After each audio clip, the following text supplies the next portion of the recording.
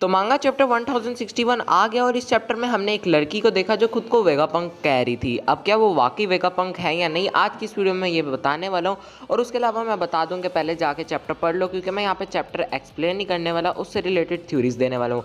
और हाँ, इस वीडियो में मेरा माइक भी सही नहीं है क्योंकि मैं बाहर आया हूँ, तो मैं अपने माइक के बगैर रिकॉर्ड कर रहा हूँ। तो चलो बिना टाइम वेस्ट किए स्टार्ट करते हैं। इतने लंबे टाइम के बाद जाके जब अब फाइनली स्ट्रॉ हैट्स यूनाइट हुए थे, तो अब दोबारा स्ट्रॉ हैट्स सेपरेट हो गए। स्ट्रॉ हैट्स के बीच में दो ग्रुप बन गए, जो कि हमने पिछले चैप्टर के एंड में बनते देखे भी थे। एक ग्रुप वेगापंक वाली साइड पे और एक ग्रुप बिल्कुल अलग है। और स्ट्रॉ हैट्स इस वक्त हैं एग हेड आइलैंड में, जो कि एक काफ़ी फ्यूचरिस्टिक सा आइलैंड है। और हम ऐसा एक्सपेक्ट कर सकते हैं कि जो आइलैंड है ये पूरा का पूरा मेटल वगैरह से बना हुआ है और काफ़ी एडवांस है। और वैसे इस चैप्टर को पढ़ के मुझे पूरी की पूरी पंक हैज़र्ड वाली वाइब्स आई, क्योंकि उसमें भी ऐसे स्नोई सा था, स्ट्रॉ हैट्स ऐसे ही सेपरेट होते हैं, फिर वो लॉ से मिलता है और यहाँ पे बोनी से। तो यहाँ इस चैप्टर को पढ़ के काफ़ी ज़्यादा पंक हैज़र्ड वाली वाइब्स आई।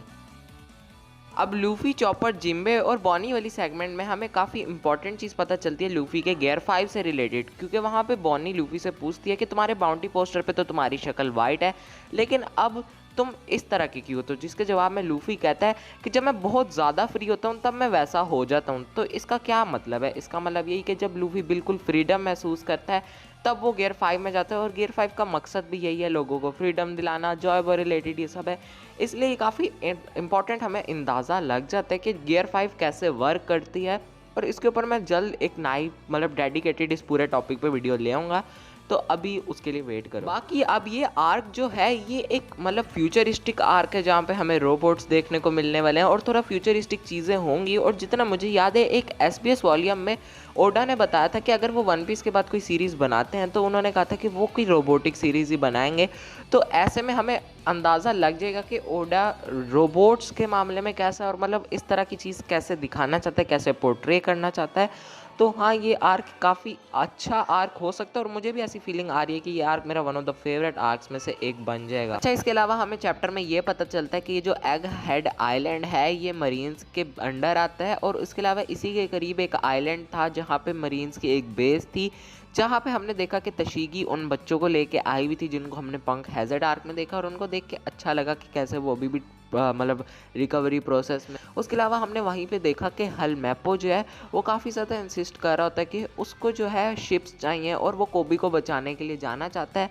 अब यहाँ पे ऐसा हो सकता है कि जब कोई ना जाए तो हलमैपो जाके गार्प से कहे और फिर गार्प मान जाए, और फिर हो सकता है कि गार्प हलमैपो वगैरह के साथ जाए और हमें स्वॉर्ड वर्सेस ब्लैकबेट पायरेट्स देखने को मिले। शायद ऐसा कुछ सिनेरियो देखने को मिल सकता है हमें। अच्छा, इसके अलावा हम चैप्टर में ये भी देखते हैं कि जो स्ट्रॉ हैट्स का बाकियों का ग्रुप है, उनके ऊपर जिस शॉर्क ने अटैक किया था, मतलब रोबोटिक शॉर्क ने, उसकी एक और रोबोट से फाइट होने लग जाती है। और वो दूसरे वाला रोबोट उस रोबोट शॉर्क को ठिकाने लगाने के बाद हमें पता चलता है कि जिस रोबोट ने उस रोबोट शॉर्क को ठिकाने लगाया, उस रोबोट के अंदर से एक लड़की निकलती है।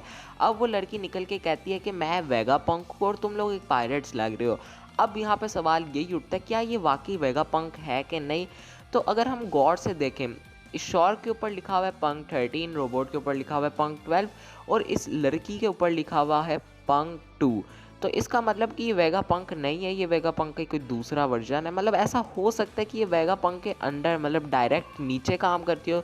ऐसे बोल सकते हैं कि वेगापंक की वाइस कैप्टन हम इसको बोल सकते हैं, उस टाइप से इसका शायद रोल हो, जो मतलब अपने आप को वेगापंक समझती हो और वेगापंक जैसा बनना चाहती हो, उसके जैसा साइंटिस्ट बनना चाहती हो।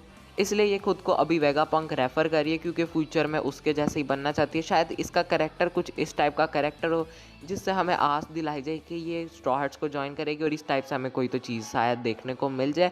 और एक और रीज़न कि ये वेगापंक नहीं, वो ये कि इस पैनल में जब वेगापंक के बारे में बात की जा रही थी तो उसको मैन कहा जा रहा था और वेगापंक की फिजिक बिल्कुल अलग थी इस लड़की से। तो ये वेगापंक तो नहीं है, लेकिन ये उसके डायरेक्ट अंडर वाली शायद हो। अब सवाल ये आता है, क्या हम इस आर्क में वेगापंक से मिलने वाले हैं और हमें इस आर्क में वेगापंक देखने को मिलेगा? तो मुझे लगता है कि हाँ, इस आर्क में हमें वेगापंक देखने को मिल जाएगा और आके शायद वो डेविल फ्रूट्स की हिस्ट्री भी बता दे।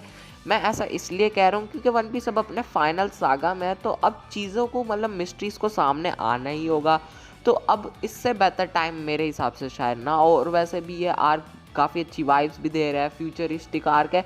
तो अगर इसमें हमें डेविल फ्रूट्स की हिस्ट्री भी पता चल जाए तो ये बहुत अच्छा आर्क बन जाएगा और काफ़ी मज़ा आएगा। अब अगर मैं बात करूँ इस चैप्टर की, तो इस चैप्टर में ड्राइंग तो लाजवाब थी, खासकर ये जूनरी खासकर ये ज्वेलरी बॉनी वाला पैनल, इसको देख के तो मज़ा ही आ गया। आपका इसके बारे में क्या ओपिनियन है, आप कमेंट में बता सकते हो। चैप्टर कैसा लगा कमेंट में बताना। वीडियो पसंद आ गई हो तो लाइक करके चैनल को सब्सक्राइब करके बेल आइकन दबा देना। And I will see you in the next video. Till then peace out.